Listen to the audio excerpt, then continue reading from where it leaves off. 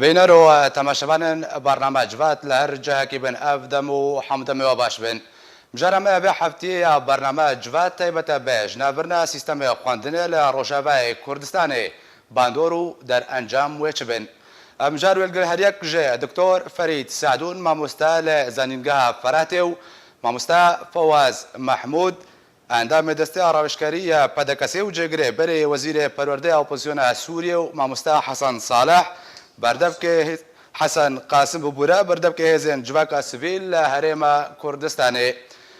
بەڵێ تەماشەبانەوە ژاست خوازم ئاماژە بۆی چەندێ بدەم هونجی کارن بەشداریە دەیە بەرنامە جوات دەبکن و پەرسێن خوا ئاراستەی میێمان ستیدیۆ و سکایپژی بکەن ئەوژی دریا هەشتنا کۆمنتان بە و خوازم ئاماژە بۆی چەندێژی بکەم کۆژە ئیرۆپێدا ڕۆژانە دەمێ بەخشە بەرنامە جوات و بێ ڕۆژە پێشەمێ دەمژمێر هەشت بێ دەمە قامشلۆ و هەولێرێ. مامۆستا فەواز ئەزیجەمتە دەست پێ بکەم گەلک پەندێن پێشینە گوتنێن بەرێ حکمە مەتەل لەسەر وە چەندێ هاتنە گوتن و بە خوێندنێ وڵات ئابا دەبن ئەگەر بخوازی وڵاتێکی ژناو ببێ بە هەرفێنێ دەست بە هەرفاندنە سیستەمێ خوێندنێ بکە توی وڵاتی ژناو بێ بەرزانیە نەمرژی گوتنەکەوی هەیە بێژێ قوتابی سەرێ ڕمێنە دە هەر شۆڕەش و ڕاپەرینەکەیدا دەستپێک دەستخوازم بەحسە ڕۆلا خوێندنێ بکەژمرە ژ بۆی تەماشەبان هێژە ڕۆلاوێ دێ ئاواکردنا وڵاتاندا چییە؟ بەڵێ دەستپێک ڕێز و سلااف بۆ میوانên هێژا دکتۆر مامۆستا حەسەنجی و تەماشەوانن هێژا ڕاستی ینی خوێندن ماچوو قەسەم بێژن گرنگیاوێنا پڕ هەیە بۆ ئاواکردنا جڤاکێکی پێش و ینی ملەتکی هەفتووگرتی کاربێ ڕۆلاوی هەبە لە هەرێمەخوا ملەتێک کورد بەتایبەت ینی وەک نەمونە ئێمە دەمێکی درێژ تێبیرامە ینی کوردان خۆب خوێندنێ بێ پڕ مژول کربوو ینی وەک هەژمارێ وان شەهاداتێ بلند بڕاستی لە جەممە لە هەرێما جەزیرژی و لە حەلەب تا کۆبانێ و عەفرین ینی ملەتێ مەی کورد گەلێکی خۆب خوێندنێ بێ گرێدا بوو و هەژمارێ وان شەهاداتاژی بڕاستی گەلێکی بلند بوون لۆماژی ینی یە عەرەبژی و یە ملەتێ دێ ئەو پێکهاتەیە دژی لە سووری بڕاستی کورد دەدیتن ملەتێکی کاری بوو خوا سبات بکە یا هەبوونا خوا خۆشک بجی بینێ و خەڵکیژی ببین ملەتێکی کاربێ تێکەوێ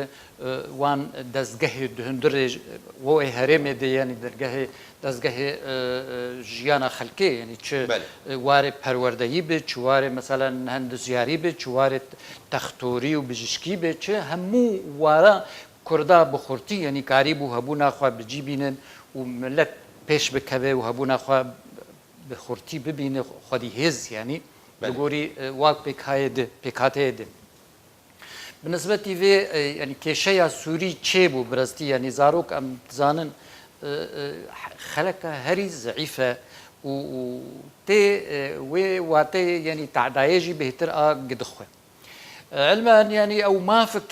مافێکی یاساییە بنسبەتی ینی دنیێ دێ تەوی دێ ینی مافێکی وی زارۆکی مەسەلا خوێندنێ ئاگ ئەم دەبینن چاوە پێلان هاتن کردن بۆ بێ پەحر بمینێ و ئەفژی جێ بڕاستی بارگرانیەیە بنسبەتی ملەتێمە و جێ ئێشەیە ئاپێ هەری ئێشیایە ئیرۆرۆ وەک ینی هەژمار ئەم بێژن مە بەردەوامی لێ نەڕیە و مە هەژمارێ چ قاسی ژ ملەت ینی خوێندەوانە دەبژێ قەریایی و چ قازی بێ پەحر مای و چ قازی پەنابەر بووی و هەمووژی بەرچعبێ و زەحمەتیاوێ مەگەلک دیتی ینی بەدیتی خەلک پەنابەر بوون ji بۆ زارۆکی خوا هاتنە عێراقی یا کوردستانê چوونە ترکی چوونە ئۆروپا لە ماڵی خوا دۆبستان vekirine ینی هەر دیساژی هەولدانە خوێندنە خوا بکەن لێ هەولن زەحمەت ڕەوشێکی زەحمەت jî بەرامبەری wê hatî kirin ینی بوان پێلانێ ne duristî wan pêlanê nehatin xwendin wan pêlanê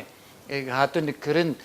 xelk bê pehrmane yanî ew zarok û xwendevan bê pehrmane ji xwendinê tadayîk zor jî dayî yanî belê wata gotina mamosta jina birna sistemê xwendinê lê Rojavayê Kurdistanê bê pîlan bû wata mû amara bi pîlan bû yanî hatî ez pêkevim ji te re dirêje mesela Tirkî û mesela tu zanî yanî di tisînata de û çawa ew jî tamamen ez dibînim bizane bûn hatî kirin milletê me bê pehr bimînin ji xwendinê başa دکتۆر فەرید زێبەرە خۆ بدمە جەمتە زشگوتنا مامۆستا فەواز دەست پێ بکەم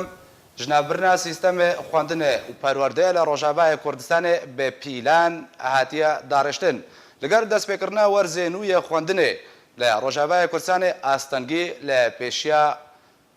سیستەمێ خواندنێ دەستپێکردنا خواندنێ درست بوونە تۆی گوتنژی کو ئەوێ پەیوەندی بە خواندن و پەروەردێ بە هەبێ نابژم هاتیە ژنابرن بەس نێزیکەش ناوبرنێ بنەرینەتە ئەv ڕەوشەهان دەرئەنجامێن چ سیاسەتەکێنە و سەدەم ژێچنە سپاس ێوار باشتە ڕۆژ مامۆستا فەواز ڕۆژ مامۆستا حەسەن گەلک سپاس دکتۆر کەرم کە يعني براستي جماعة حمام ملتاي بزماني خو بخوينن وفيري زماني خو ببن وربازي وانا بزماني وانا ابايا ما فكي باراستي حمي قلانرن ليه مخابر ملتي كرد يعني صدي صالة اف خواندنا بزماني كردي ندي تبو انا كدرفت بقوي كارب بزماني خو بخوينه ليه لغور يعني دهندري روجاوات چه دبه اجانما او پروژه جبو فیربونا زمان کردی جبو آواکرنا دبستانا و کالجان و زانینگاه جبو زمان کردی اوه کتیبن استا بازارک سیاسی ده حتانی آنا که گلک رخنیمه لسر وان پروژه هانه به چاوا زمان کردی به زمان که فرمی و به زمان دبستان و زانینگاه هم مدخست اوه برنگکی اکادمی به شوپاندن لی مخابن بهتر دکوه بین سیاوارین سیاسی دو دادکوه بازارین سیاسی نوبرا ریوبریا خسر نوبرا دولت ده يعني وكان كان هونش بينا بيمشكتنا تشقونا غيده حتى نزاني نجاها حسك جهاد قرطن زاني نجاها فراتي إيرو أزلوده كيوم يعني ده بريارة وانا تي خواني كرن وديار جمرجي نما ابد زانینگاهانه تی وکرن حتانی گنگین چاره سرکرنه که سیاسی رکفتنه که نافبرا وانا ورفبریا خسرده چه نبه براستی يعني او هولداني ركفتنا كشي ببه يعني قالك هبون تقناغين كم ده ليه مخابن يعني يكسكي جوانا او ركفتن ندبرن سري ايرو وقت قابا ام بخازن ربازن كردي بروجه كي جبو زمان كردي جبو فكرنا زمان كردي دندر روج آباد چه ببه یا به دامزراندن گرک اوایا دبن سیا پیلانک نتوی دبه پیلانک کردستانی دبه پیلانک کردواری دبه حتی نک مقاربن ویرا بازی بدن پیش وقتی گاوا قد بيت مخازن ربازن كردي فرد بكل سر خلقي او دبت تشتكي دي يعني اواد بجا بازارك ايديولوجي بهترق بازارك زانستي جبرولوجي انا كا هند بين بي امشكتنش استنگه ده وقت ما مصطفى واجي قلت يعني خواندن و دبستان و زاننگه پیش فروجا ملتای آوا کرنا شهرستانیا ملتای ليه مخابن يعني وقت انا كروجا ايرو دغي هنا كي ام دقوناغه كشردنه هنا كم دواره كي چكداري دنه هنا كي تارامي تنيه يعني حتى روجا ايرو تجاره سركرنا كسياسي تنيه مدافج نان و اب كهرباء بردايه مدافج حمه توسيه نجياني بردانه مهاتيه مثلا بابتا خواندنا كردي مداي پیش و امسر ده خبتون و مستنگاد هندره جواکا كردي ده و نه بس هندره جواکا كردي ده هندره جواکا پیکاتیان روجا آباد تومتی دیجی ام چه دکم جبرولوجي ابايا بپرسکره که مازن دناورا كرداده و دناورا سريانيه و اشوري و عرب وانا دجبر او كسانا حطاني روجا ايرو تباوريا وانا دفان ربازاتنا تباوريا وانا بريبريا خسرتنا امنگيان و استاگ ام قاربن وانا قانا بكن بوان نرين نخوا بوان بروجي نخوا حتاني بوان مبست خي سياسي انه ام چد خوازن د روجاواد د باکور سوریه د مبست امچي ارمانجي مچنه ام چد خوازن ام چ اوا بكن حتاني دروجا ايرو نعشائر عربا نبيكاتين عربا نس ريانيا شوريا نكلدانيا باوريا وانا بيتشتهانه نهاتي وقت از بينم يعني انا كم تشنات كن برتشناد ام جيش بخوندنا كرديرانو بزماني كرديرانو وام قال لك يعني خلقي قرباني دانين دبرج في زماني خببن به سالين جچو وخلق يعني خوم بجوانار بزماني كردي بخونه لغا قد في رنگ هانه به في شويه هانه تي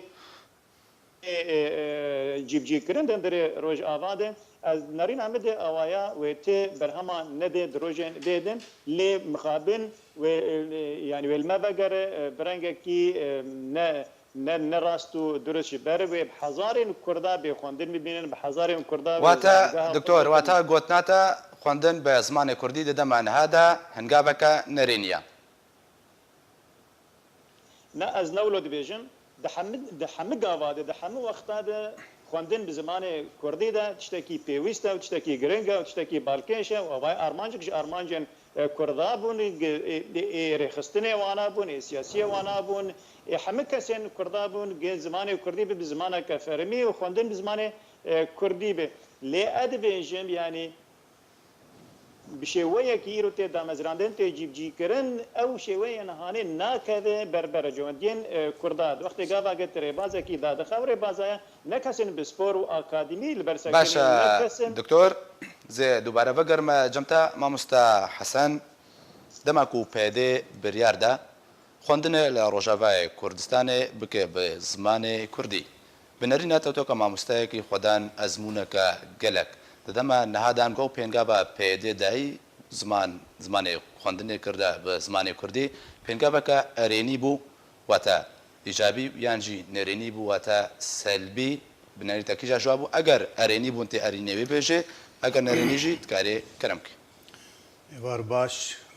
ڕێوش میێوانارە گەلێک سپاس مامۆستە فەواز و دکتۆر فەرید ئێمە وەک یەکی سەربخوا ئەتبێژن بله جبوك نبي والله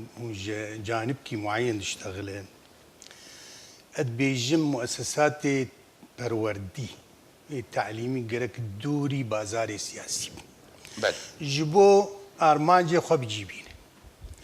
جبرق اف ايديولوجياتي قتي فرض بالسرسري الطالب سقفكي عزمانكي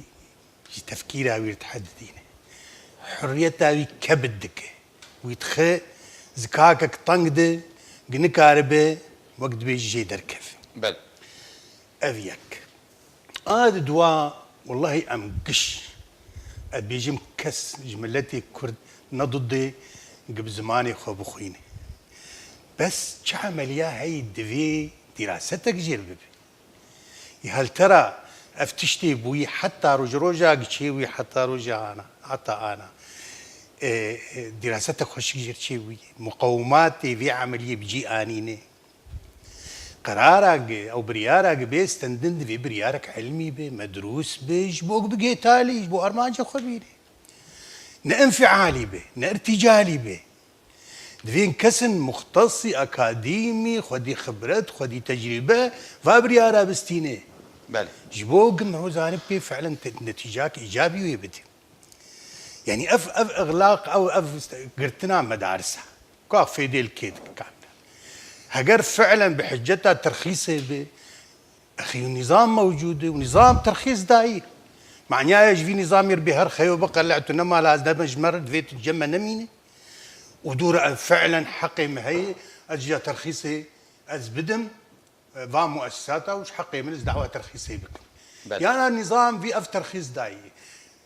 باش قرك بالنظام ربنا سبحانه باعتبار امريكي واقع هي طلاب موجودين وشبو مشروعيه يجي بده خطوه اخوه سبي طالبي واجي ضرب لي نكفه نصدمه يعني سبي بنجح في طالب كابي كي اعترافي بي كي مشروعيه بدي بلا بنظام ترسيق كربا ما دام نظام موجود ومؤسسات التربويه اي مؤسسات حكومي قائمه ام بي مثلا قطاعات زراعي صناعي تجاري قش موجود انها كمؤسسات حكومي فيجي اعتبار بك مؤسسات حكومي وبالتالي بننسقي بنظام رخيو باش ما جبرت چش همو مؤسسات بحث کرد و هجدا لروجابای کردستانی معنا چه بازرگانی به انگو پیش سازی به صناعه به جبرت چه بس ای پروردی روجما بس خلی بدن کرد اجا ايم ازمنيات السيء ناس تينم اد بيجم قرارك غلطه بله ومجوار قوتي ومدنجي خقيان ديوان انه ابريارا قوستن دي يا جماعه والله خدمتنا هاجر جبو زماني كردي بي يا اخي زماني كردي صفي اول رساله اول بطبقين صفي ددوا صالات اول ددوا بطبقين صفي وهكذا حتى اجا مرحله قشي خلاص كي بشكل كي منظم بشكل كي خوشك بلا مادات مرسبه باعتبار انت منطقه كرديجي مشكله انا الكردستاني يعني تم ازفيد بيجم ببين زمانه تدريس دبي بزماني اشوري دبي بايه تركماني دبي بايه انجليزي دبي بايه عربي دبي فرنسي بايه كردي دبي نفسها منهاجه بله حرك بلغتها اخذ خدمه انت كما من مدارسها بقري يعني جبوش مدارستي شوف فيدات تيج مدارسها تبقري وحريتي بدخلكي كي جا زماني خرد خوين وخين بس بلا زماني تي كردي مفروض به اسبوع 2 ساعات من 6 ساعات من 4 ساعات المهم تدينه وتفرض بك وتبك ما داك مرسب اكتدنا نجح ويبسقطي بله اما مساله انه والله تبي وخبط لزق وبفيل لزبونه هاني وبدون برامج بدون خطط بدون شيك يعني مشكله ازي بيجي مخمناك يعني انا اف ايمي سركرديك وزاره التربيه الجم الاداره ذاتي تشغل ريفي برياس سر بخيبتي ها خوسر كي جوان خيو عالم في مسألة هاني دي كي جوان تجرباوي هي يعني ايمل جورج مفهمكر ودوستي مي استاذ صالح عبده يعني نخرج بروردي نخرج كي يعني روكي تدريس نكري ساعات كي تدريس نكري ويتشلو بخطط التربوي ديني تربيه نتشكي سهله باشا قطاع كفريه مستقبلي ملتها للسرتي دانين يا جماعه جبو خدي يا اخي دوري احقاده دوري كراهيتي ام خوازن ملتي ما بشكاكي استقرار بيرشي بارامي بيرشي اما يك جالي خد فيالي بكشين وايد فيالي وقف قرارات انفعالي وارتجالي بدا كس وكارثه بسرسري ملتي يعني براس تشتربش بله باشا ما مستفواز البارا بقر مجمتة الجوري ياساي الناب دولتي كنجي دان بيدان بزمانه كتير بريبازي خوندنه تكرن وبنرينا تأبري بازن كو بيدل روجباي كرسانة فرس كرنا الجوري وياسانا يان بتاني ياسان تايبتن ببيدي شو اف خاله هري جرينج يعني هات بزمان اني يعني موضوع ياسايا خوندنه وش زماني يعني بل او ياسايا وي في دستهلاتا ياساي يعني سلطه شرعي سلطه ولاتكي او سلطه ولاتكي هذا مناهج جمويتين دانين بيشتي ويتدي او ريخستني ناف دولتي يونسكو يونيسيف هي يعني بيفاني واجي هنا لسر فان بروغراما يعني فان سيستمي پروردهی لی مهم هری گرنگ براستی تنها گوت ام خوازن ویج ملتی خربیجه هگر مسئله قانونی تنبه هبونا سلطاك شرعي او سلطة شرعي معترف جيو ان او سلطة هاني كار مناهج هذين سلطاك نمعترف حالا او كيشايا سوري تشيبو داعجي مناهج خدانين وغير داعجي ونصرجي مناهج خدانين وائتلافي مناهج خدانين والربا بريا قصرجي مناهج خدانين ام لسروار راوستن بالنسبه لي ما ام بيب ما بقري داي او يعني بيشاروجا خندوان الماء وزاروك ما بيب قري داي خراب براستيج بر او مقود بيلان او بريار داي او تدقيه بيشاروجي اف شهاده همونا معترفه او انجام خندونه مثلا يه نهايه يه بكالوريا شهاده هنا همو قبولنا بالتدري جبرنا معترف دوليا يعني إما وكنمونا لتركيا بسط حضارة طلاب هبو او ريخستني ناب دولة تيجي هات الناب ما يعني ما تقول ام مجبورا اذ خندوان سوري تدي بريزان كوجي وبشتي ويجي هبون بسط حضارة او لازم تشار سريك ببه بس بيكيج مربوطن او منهاج سوري في تدريس ببه منهاج عربي في تدريس ببه بشتي ويناجي بالنسبة شهادة يعني هنكي اشكاليا وي شهادة هبو ريك فكرن انه في تركي اعتراف كرب التركي شهادات بديل بده جبديل اوي شهادات بديل ببه معترف ببه جبر دولت يعني ها ايمي بنابر بون الاردن بعربي خردن لويدك شهاده اردن ستاندن اي لبنان بعربي خندن العراق شي بعربي تخينن ما التركي يعني تركي نا ممكن بو عربي تنبو لذلك دو منهاج دركتن اللي بي دركت وايه منهاج سوري او دركت اللي بيجي في داوي اشكال بيتشبون ما منهاج يعني دولتها سوري قصدي سالي فتقرم هجر او مثلا ياسايين نبي سلطات شرعي نبي او منهاجنا معترفه فجبروي او خلكي ما مستجي دست نشانك يعني او خلكي منهاج داخستنه وبريار داخستنه او داخستنه ما لجندكي جدايج جدنيه تبي نا انه بين نزانن بيزانن بشروج مريه وخلك جبروي دفش خندني قريان خلكي مدرسه المال خو بكرن خلكي چون شامي اي قاربون خلكي پنابر بون وك يعني نسبه يعني امزانن مثال كي اشتربين جامير دكتور فريدجي بيتر مجهول بفا مثلا يعني اوصل سي سنتري ازموني يعني مراكز امتحاني سي تنه لو بارزگاه حسكي هبو سال چوني شست بو سال بري صد بو سال ددگيها زدي سي صدي و 400 مركزي امتحاني او سال چوي سي يعني شخربالا خب دي چقاس رجي كم بويه خلكي دب شو خندني قريه قبل برچعواي مثلا خندني دبي متابعه ويبه چقاس پیش ددر چقاس باج بگر چقاس خلكي دب شو خندني قريه ايرو نفشكي جوان خندوانا يعني خلكي ما يعني زاروكي ما نفشكي بخندن جاهل هات در خستن ام بالرقم ام دشتغلن مثلا ملتي ما وضعي وينا وضعي بر نخوش براستي ام بارگرانی که مزن باشا ماموستا افجری ما يبايا براستي باش ماموستا دكتور فريد ببورا دكتور زيد باره بر خبد ما جمتا دماكو د سالاداريا كو الينها د سالاداريا روجافا كورسانت كي سيستم خواندنه گوهار توكرا بزمان كردي نرينا تما بس جه چبو ولغوري چپه وران چ مقياسا او سيستم گوهارتن او كسن اكاديمي يكو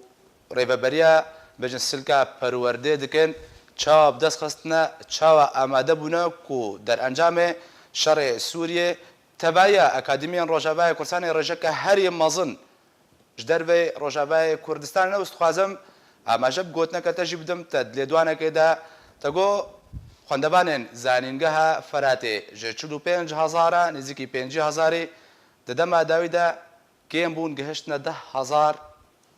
خواندبان دەستپێکی پرسامنایەکێ بەرسفای بدە و یا دوێ لێدوانەتە چواتەیەکێ دێک و ڕێژە بڤی ئاوای کێم بووە از ناخوازم گەلکی بەرسفا خوا دووبارە بکەم از ئەشکەرە دەبێژم ئەوا چیرۆکەکە سیاسی ئیشێ وێنا بە پەروەردەی نەکەتی و بە زمانی کوردی نەکەتی و بە ڕێبازên کوردی نەکەتی ئەوایە بریارەکە سیاسی هات ستاندن يعني ناكوكين نبرا وانا وريجيم ايديولوجيا وانا يتخوازن بدل بيش خلق فيري وينا ببن سياست وانا يتخوازن بشوبين وتخوازن خلق فيري وي سياستا هانه ببن يا تكفن هندري واتيا وي سياستا هانه دي باوريا وانا بيبي ابيا يعني ما بس وانا سركبو غوان ربازان بوغهرن يان جه السر خلكي فرض بكن انه دفجه ريبازين ريجيمي بردن يان دبستاني ريجيم يا بچكداريه وان دبستانا بقرن جبر ابيا يعني اف دبستاني هاني جرك يعني خلق قيم ورزا خب شوانا الجمانا بخند از يك جواك حسابم ايج دسبيك ده مزارك خوشاندن دبستان كردي لي بشتي قناغه كي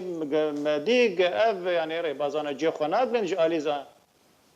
ستيفن بهتر دهندرين يعني دهندرين دوان دبستانا ده تشتن سياسي بي مجول دبن تشتن ايديولوجي جو وزارو كان رتي غوتن ابا اجي براستي بريزغرك قال لك منظم بو يعني جبرولوجي انا كاتنره جتوك يعني توابد برهف اي ريجيمي و اي دبستان الكردي جرك يعني كردا جبچوكو مزنا بري خدابانا دبستان كردي جبر ابايات اشتكى وقت ما قلت خلنك بش كردارك دبستانك وانا كردا بزمان خوب خين ليه مخابل يعني وقت مناكي كتار يعني دبستانا جماعي فكري انا كدبستانا زكي الارزوي درباس يندري صفيه دبي حر صفك او كاربيج اودا زيدي 25 حتى 30 شاگردي درباس ندبي انا كدروجا ايرو 150 100 شاگرد تندري اودا اني دي بله يعني اللي جمعنا اللي دبستان وانا تمر شاگرد سنه كي من قال لك كي من جبر باوريا خلكي الفيتشتهانه انها تجبر له جوانات خوازين جابوه بزوره ودبن يعني في شارع كان يعني خلكي وانا بين دبستان الدولتين دريه وانا بقرن وناطوره دين دبي دريه وانا جب كسنكر درباس دريه وانا بب يعني نارينا مد اوات تشتكي سياسي افكارك سياسي دبي بهتر كارك زانستي دبي مگرك اف يعني اف بابتا هاني چلو چيبا يعني داوی با پشتی که چاره سرکرنا که سیاسی چت بجبر ده همدرین آرمانجن وانایی که دوز کن در سوریه ده او ده بیجن امل رهبری خسر دگرن نل پرچبونا سوری دگرن نل آوا کرنا دولتات دگرن یا آوا کرنا کیانان دگرن دشتنولو وانا معنا بین اوانا هنا خود بینن دبنسیا دستور سوری ده خود بینن دبنسیا یاسا سوری ده خود بین حتانی روجا ایرون پرچاک جو سوری گباک پرچاک سوری نو ایرو د صلاته کل شامه هي و شام پای تخت سوریه گرک ام بسر شامه و بسر پای تخت شامه و بن يعني او تشد بوقت گباک مثلا بالفرخانه رژیم بده که فکر که دشوار بشما تناقر دبي ابا خدمتها من لدك يعني طيب ما قابا بالفرخانه هاني خدمتها من لدك يا قابا تشوار بيجي افش نفوسه افش محكمه افش تجنيده افش دزگهن كهرباء وابي ادوانا حطاني روجا ايرو اواكرين باشا دكتور اتخازم تبر چافرونيه که سروي چندجي بده لګوري ياسا او عرف ناف دولتي هرمي هل سوريه او كاسيتا كوب ما موستا اما لګروي چندچن کو تشتا راستا بزمانه كردي خواندن وره کرنو زاروکن کردا به کردی بخوین لدما کو کسک به مامستا لګوري ياسا سوريا دوی که مای 16 سال بخوین حتی او کس بکار به جما فی به بچه زاروکا پرورده بکه لګوري زانیاری انداوی لګوري کول سر عرده روجاوا کردستان کسکی کو شهاده برنامه پولیس متوسطه جی پیرانه به بخلاکه سه هیبه دوره که سه هیوی كارب به ماموستا تو که اکادمی ناسک باندور ابي تشتت اول داس بك د مقارنه کې نقبه هر دو نبره هر دو یاسان دبکه هر دو تشته سر عرده بك وچ باندورا نريني كادرك به اکادمی کې سم هذا كارب به ماموستا لا سيدا اشترط بجم يعني افا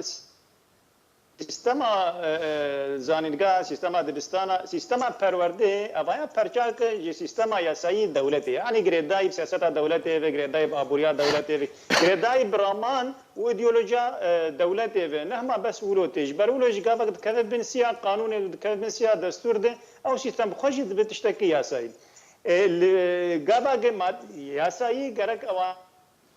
أنا جيت تدي جا بندرون وخالن وينا هاني قلت له سروانا وبي أفكرن أف سيستم هاني قابا تبخازت يعني تدبستانا كيفك يا تزانين جا كيفك بيوسي وينا بر يعني يجي جرك كادري تي أكاديمي مخابن يعني وقت تجوانات برس يعني بوقف ما مستع حسن قاسم جوت يعني حطاني وزير برورده وزير وانا نخندي فأبي أجي يعني جي ولو براستي مخابنيه يعني اشتكي قال لك مرو لير نار يعني مرو ماتمايد مين تشلو وزير التربيه ونا شيء بتربيه نكتي يعني خوندنا وينا التربيه وزير التربيه ونا شو زانن هيك يعني تشتكنا خوندي فابي اج تشتكي قال لك ما ظنش برو لي كادري هاني وقت قوا ب امدكرن يعني دسيما هذا كس نكار كادركي اوا بك كس نكار ما مستي کی زانگه بین سما ها دوینا بک ما مست وقت دې پرسل بر وانا داتینه دیویژن د سال 1905 د وخت گسوی د سپیکر معنا ما مستین و سرتیفیکا بانار بو 5 سال خو د بنیا دیویژن د به وخت غابا گت شو د بستان د ما مستته ما زیدی بکلوریا بانار هبو او نزانن په انه پښتي 5 سالي قونغه کدرجه دمک درجه خلق پیش کتنه دواره چون ما بخلق پیش کتنه يعني دواره زانستی ده به دواره پرورده ده به دواره آبوری ده به دواره فکر و رمان و ایدئولوژی و سیاست ده خلق پیش کتنه فتنکار المقارنه ایرو بمقارنه بریا 200 سالی بکتی به ولا بریا 200 سالی جی دبستان تنا بنده کامه بگرن جامعه امجنه بر الجامعه بخوینه نوات شتکی يعني براستی برسفه کنت قبول کردن برسفه کنت کبسره کس کی نکس کار بیان جی باور بکم ایرو وقت گاوا گرب خوازه نفشکی کرد درخه او نفشکی زانه به خوانده به فریزمان خواب به فری همه زانستیان جهان بو به گرک دی جیر پیوستین ویچته هانه آمده بکه بریات وناته که وی دریت تانگ ده gerek kadriyet hebe, gerek dibistanên te hebe, gerek wizaretek te hebe, gerek desteyên te ê rêbaziyê bin, yani êgê rêbaza داتینن ایک واپر تو کا چه دکن ایک یعنی هر دو ممثل جنب پنج اوانه جواره پرورده دبستان در کتن زانن به یعنی آوا کرنا دبستان یا سیستم پرورده نگرب دایت ما مستکی بینو تو چهار شاگرداته که صفه کردیم و جوار لح کدیت به اول آوا بود دبستان که نولوی صد دزگه هندی پیفگه داینه جدزگه تندرستی حد ثاني دزقها بتشتكي هي ابجر بين پروردا دمكي يعني بشافرو كاس درن فا دوراتي هاني بيش كيفن يعني روج بيش كيفن وقت قاما قد بي بخازلوش كفا تليخه وتقابن برفره باوي جد 3 سال هذه الصفه يكيت بيجي صفه دوازنا ابان تدينا الدرب اصلا بتعاقل بينا قبول لكن انه بشتي 3 سال الصفه يكيت ايرو ريبازن صفه دهاويا ازاد وازات بقارو تبيجي كاجا برقه كاف اكاديمي انا ايك بزماني كردي كهرباء رياضيات وفيزياء وكيمياء و يعني مادين علمي كهرباء البدن ابانا كيني ياتي ديسا وانا جم ريجيمي بينه ديسا تريم ايمه از دكتوركم از خريج جامعه الريجيمي از خريج جامعه بعث يعني شو مشكله الجم مشكله جمتنا كوندنا من قري دايه بريجيمي يا قري دايه بحزب البعث ابا قبل قلتنا وانا بيجن انه اما مستي حزب بعث 9 ما مستي ريجيم 9 وما دبستاني ريجيم 9 دباشه معناته افتختورك بلينداري و برين بيج كانوا درمان كن بروانا دنجي اب مهندسي جوار بنايتا اباد كن برا واجده فانا جيش دبستانين ريجيم حزب بعث دركتن انا ايج للدوائري ورودنين والجمع ايرو بوني كارمان بروانا دنجي بر اوانا باشا دبستانين ريجيم حزب از دوباره بر خود ما دفتا ما مست حسن خوازم شروبک سیاست رژیم رب که دماکو پیده بریار ده سیستم خواندنی به بزمان کردی رژیم اسد فرمانبری خوا آزاد کردن گوگر مخوازن گروا دوام بکن بشنا دوام فرمی و گر نخوازن جی مالی خورونن او کسین اکادمی کو پسپور بون ده درسی ده کو درس گوتنه دوانه گوتنه ده رژیم اسد ری داوا کو مالی خورونن به دوام مهانا دچون مچاخ وردگرتن شروبا سیاست رژیم رت شروبا جرتی کرند ویدریدا رژیم جی وکما مستا فواز گوتی باشدار دوی پیلان ده پیلان جنابرنا سیستم خواندن روجاوای کردستانی بري حرتش تخوازم تعقيب كيفكم سر اخافتنا دكتور فريد بل يعني انه والله ما دام وضعي من الطبيعي هقرقة أمفان كوادرة بشكل كي باللز دمه وسيمه تيخن بين دورات هذا وبتشكي قانوني أبايا قناعتها من مقومات لازم وقت مجوج عمليات تربوية عمليات تربوية قائمة للسر معلم والسر منهاج والسر بناء والسر أدوات مخبري والسر وسائل تعليمي نعمة والله ورا وقت الدكتور يقول والله زبين مال بحجتها انه بري بينجي صاري وقت انه سوري استقلالها خستند وبلش سيرتيفيكات على فكره السيرتيفيكا ويشاغي مستوى تعليمي جويناج بلكي تقريبا موازي جامعه خاصه مسائل اللغه العربيه والنحو والادب فانتش مشتيولو اي ما از نزانم يعني از دي مساله سؤال برسا تقو يعني يعني شلبشيا نظام هب وقتاني قد تشكي امر الواقع تي از ندي فاعد بالنظام دكم طبعا واز يقجوا ضحايا ودكتور فريد زان واستاذ زان از ضحيا برا مدان السلك التعليمي يعني ضحيا بس وين نظام شكر با مقابلي في تشتيهان يعني طبعا سياستك هي بعث داود محمد طلب هلال معروف اجمع قشار انه يقجوا وان خالق انه شيء تجهيله ملتي كرد به يا باش شكلك جا اشكالي تجهيلي ونظام شد قري بلا تجهيل ببيت تشكينا خسره بل بالعكس مسائل نوي عروبي وقوميتين بي وامن كان بينش حقي ويش اف شكاويناي انما ايما ايجن بيجن يعني على اساس وقت بيجن كردن وزاروكي وان زاروكي كردانه واف مساله هاني مرتبطه بمستقبلي ملتي كرد في او حريص من السر في او فا مقاومات بيك بينن النظام ناو خازم انه ورت دفي تجمر شي بك النظام بلكي دجمنين بخي بس تدبي ازندش من تدبي خديه ملتم خديه ملت في مقوماتها بجيبين الدبي بشكل كي انه حريص بس المصلحه ملتك بله يعني وقت دكتور فريد جي قاف كاد جو مسائل حتى ملحترها يعني ايه ما استمد بيش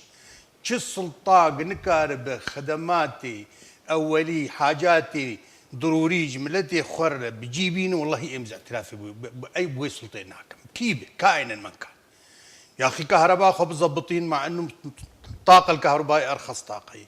افي جمله موفرين ما له حصار جاري ابا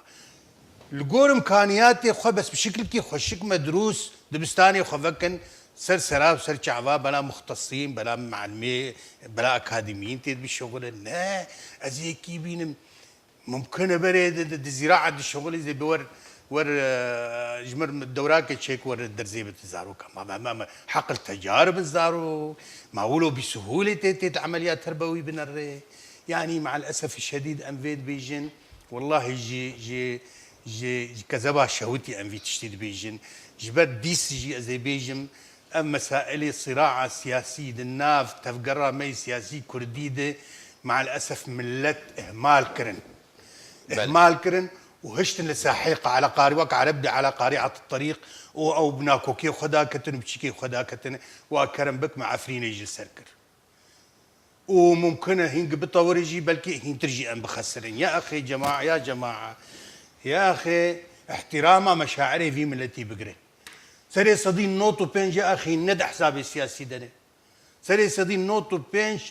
المالي خونه سرب خونه مرتبط بملات مرتبط بارماج ملت بس يا اخي كس خديه واتني افتف قرامي سياسي مقصره جوا مسائل باشا ما مستا حسن زي دوباره بقر ما جمتا لازم ناخذ مجاري دركبم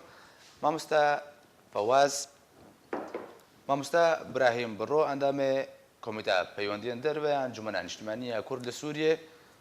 دلدوانه كده جوتكو روجيما اسد پشتیکو دام دزگهوین به اوایکی برچا و گران روشابای کردستان دان پیدان اعتراف به 5 سال خوندنی کو پیدا بزمان کردی فرض کر بول روشابای کردستان نکر اگر هی کو بریال وریدان کو او خوندبانن کو 5 سال بزمان کردی خوین و تا پولیک به بو 5 ی 4 به بو یک متوسط 7 ی 5 به نزدیک بو 11 دبه بگرن جپولیک بزمان عربي بخوينن بقري صار صفر اف بريار باندوره كيلوي خوندفاني بكيلوي طالبي بكي القولي قلتنا ما مستا ابراهيم برود بجي اگر هي بريار وريدا بلش ما تدي يعني دمك درجة دفي وارد ما إيش كريه مشغول كريه خوش تدقين يعني أو خوندفاني بزمان كردي أو زمان تشبه مبيجن استا بلنده بنا استا نظمي خرابي جهفكتي امي فرض بكن يعني او سيستما قنج لكن سيستمك كردي بو ومنهاج رجيم يعني منهاج دولتي لازم بيجي ايه دولتي نا رجيمه منهاج دولتي معترفه عربيه بل وبردواميا وجه هر عربيه تدي يعني اف زاروك يعني اف خندكار وورا بردواميه بك تناقي يعني وك بيوانجي وك حقجي يعني يكجارنا تشيبوين مثلا دولتك شوي دولتك يعني جيكي شوي جيكي شهاده وي بيرتنا يعني بتششوي تي زاروكي فغارين خوندنه ازمونك جيرتكرن او ازمو خيور ازمونك جيرتكرن الغور وي ازمونه بوليكي دي يعني صفكي دي 4 5 6 يعني ممكن رجيم ويجي بك يان زانبي مادام اوصل لي تشونه ادفي ليفا غاره لانه معترفه ونتدقيه يعني وي منهاجي بدي اشاره بينجا و4 صالاجي تد بمني ديسا يعني صال ودو سيخ وخلاص ناقش وي منهاجي بالعكس يعني فقر بولي يكودو بنجهي خوتشيك وسروي بنجهي وبردوام بك بس بنجه تنبه تهربي بس بولي بينج وشش ونخوان ديه تشكي جي فهمناك تناقي جبرويجي وهر جي خب بمينه بله ولي هر يعني ما دسبيك يجو خوندن وهر لي هر يعني خوندن معترفه ومعترف بجي وقت هر خوندنا عربي لجم رجيم خوندنا كردي تنيه او حق ندای کردا يعني انا هناك بكايتي دن هنا دبستاني وهنا معترفش حكومتي ما نتني او حكومتي اعتراف نكريم من تخصت بيجم يعني اما هنك الدوري شنو هاتن رژیم جد سپیک جد 2011 السوری بوم خواست و بردوامی جی هر دانستندن چه بو و ریبریا خسر جی یعنی اداره ذاتی نوخه ورن کرمانجی ام درزك دو دن و باشقي منهاج جدر في منهاج زاربك خافيري كردي بكن جما مانعتنا واش تشكي باش براستي باشقتي بعلم زمان بعلم بس منهاج او منهاج عربي او معترفه تديم بشتر دانوستندن چيبون يعني دوامك جوره دوامك جمره يعني هر هاتي كرن انه ام ريبابريه دكن و بيشاروج فيدراليه و بيشاروج دستلات يا مي ومعترف بالدولي ونزاجي او جي نخوندنك درست نراست جي يعني تدبينه ريجيم دبيجم مو اني يروجي ازدي سابقرم وان دستلات ازي دستينا حياة كيجا استي منتي دامنا دوي وارده لچناب بري دستلات معترف بالدولي يعني ياساوي هب الشرعيه تاوي دستلاتي هب از مناهج داخل خوندوان ارج زاروك ارج وان خلكاره واز بيجم د بيشروجي هر از هب بله فايرو ما مصير وانا كشتي براستي او زاروك قرباني دانيه ما ايجا خلق جي يعني زكي وصل زاروكي وادي شيء لما لي وافير دكن ما مستيا باش قتين نبدر زي تايبت دبيجن تشتكي يعني هرب لبرخد دملت ليز حمدي قرباني جيتي دانين براستي يعني باشا دكتور فريد بناريناتا اگر كريز بفيرنجي دريج بكي حتى چند سالان چنفشك ويل روجاوای كردستان مازن ببيو وزب كما اري واري سياسي دجي اگر نفشکی کوام بیجن وقت در انجام نفشکی دوری زانست توی مازن به روجاوای کردستان اب چند چه زیانی جی دو زاگلی کرد که کوبزا ورزگاری خواه زاگلی کردستان اجدما کوهاتی باکرین برابانی دبر ما فی کرد عدد که زانا از خوازم اشتكي قال لك بالكيش بيجن بشنيارك لشامي هبو بريا ججنا قرباني بشنيارك اولهي هبو شاندن ج سروکاتیا زانینگاه شامیر انو چه کسی خواندکارن ایگ ج پارزگاه حسکی به بین دور خستن و در کفین ج زانینگاه شامیر پشتیگه گوتو بیج لسر چه بود اندر زانینگاه هده سروکاتیا زانینگاه هده هات رد کرن اون کارن بدن برچاوی خواه افش نریا هانه اریکرن سر چه ببا و ببا بریارک داندر زانینگاه شامیر و چه خواندکارن گش پارزگاه حسک الوده که بو بهاتا بدور خستن اف کاریسه هانی اونی چلو کار بن لیبنارن یعنی شفر لیبنارن که خواندکاره که کلیات طب یا سالا 4 5 6 یا اختصاص که یا طالب کی هندسه یا طالب کی چه به یعنی الوده که گیف 5 سال خونده به و به بدور خستن بهزاران خواندکارن کرد الوده که هنن اف یک جه عادي تر انا كبريارك ديسا بريارك اولي هاتي استاندن وزانينغها فرات الحسكي هاتي قرتن حطاني روجا ايروب نبو يوتي بيجتني جفب انا كحطاني كچار سركرنا كسياسي جيرني ديتن دروجا ايرو دور 10000 خندكار تي ديسا جاي صار سياو 4 و 5 والبر تخرجين وانان شخر ديسا البيت كاريسا هان بنا 10,000 خواندوان کرد بمینن لکولانا و دور کبنج خواندن خو پشتی خلقن و يعني دي وبابن وانا خوينا خسر وانا كنج بزارك وانا بخوني سبب بن تختور ومهندس وبن كسن زانا بمن الكولانا بخواندن وبي باورنامه وبي كار وبي تشتك يعني ابيا شخور لبنان بي چه فلاكت بي سري كردا وقت قاوا زانيگه بيگرتن انا كادروجا ایرو ده بام جام کناغا بکروره وقت هر دو ما مستاجی گوت یعنی دروجه ایرو خلق البر خود دن يعني ملت البر خود ده زارك خل مال الدن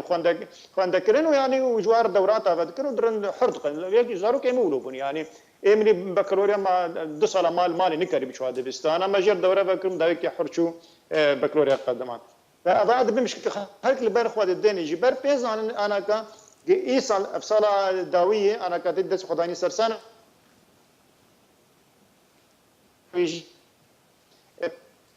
که جمعنا بکلوری خلاص که و بری خوابید کویده که و هرو که نه سوریا اعتراف پیدا که و نه کنگو اعتراف پیدا که فبمين اللي صار كولانا بخواندن وبيشي ديفيجن برا هر انسان جامع انا زان بيزاني جاي وانا كذا يعني كليات الطب وهندسه وكليات آداب وكليات علوم انا الجمع انا هنا ازن زانم او ديفيجن برا قبين كليات ما فاباي از لير نارم وكاريسات بسر كردان يعني 5 سال دد خواندبانه کی کرد روجا ابانا بين وگش ببینن بخواندن ترما تختوره کی کرد بين ميفغرن بريا 20 سالي تختور ما قامش دسي تختورها بون او يا شامي بون يا حلبي بون ويقولوا لسر ما بي الا خلق يعني وق ما قلت يعني برخدانا كما ظن ذك بزاروكي خد راجي زاروكي خارم كردستاني يا راجي زاروكي خارم شامي وهر اللازقيه وانا خواندن ازدوي باوريه دم روجا قدري الشام من دم خرج باوريه دم تشكسي قدري جانا الشامي ولا الهندر بول داخل بول وان درابو او كسانا بديش روجا قدر كبن بوزارو يقني بوتش روجا بولي باشا دكتور شما حلو جبر وقت قالك مرة نما ياس خدمة هم جمهور دومي ماني خوي ديجي ما مستا حسن جوهرتنا سيستم خواندني أنجو جنابرنا سيستم خواندني وكو دا خويا كرن سيستم هاتي جنابرنو نفشكي دوري زانست والرجابة كورساني مازن به وكا دكتور فريد قوتي پشتی چند سال دیت دکتری کرد نبینه، مهندسی کرد نبینه، مامۆستایەکی کرد نبینه، چند دکتور پژمارتی سردست اوجی براگز دوربنجه کردایتی به چرانگی به چند خدمت اجندای دولتین داگیرکرین کردستانی کر اگر تب کردی برسوام دش برزه همان پرسی آراستی مصطفی اسکم دم گلک نمای. اشكري وقتاني ثقافة وعلم لجمع كيم ببي وخدمتها دجمن بكو اجندات دجمن بك يعني حتى تشراديكي مقياس يعني سري الصدي الصد ما كان يعني افجير بديهي جير بديهيات بل تفهم كده يعني ازي قلتنا وقت بيج تدوي وقت نما قال لك مره ازي قلتنا كي بيج ما داوي انه عربت بي الرجوع من الخطا فضيله هي فيدكن جوان كسيك حبكي هين ضمير كي باقج لجموان ماي هين وقت بيجيب هشي ويلسر ملتي ويه قاربه باندور كي بكي ورول كي بليزه انه جيفان برياري نراست فقر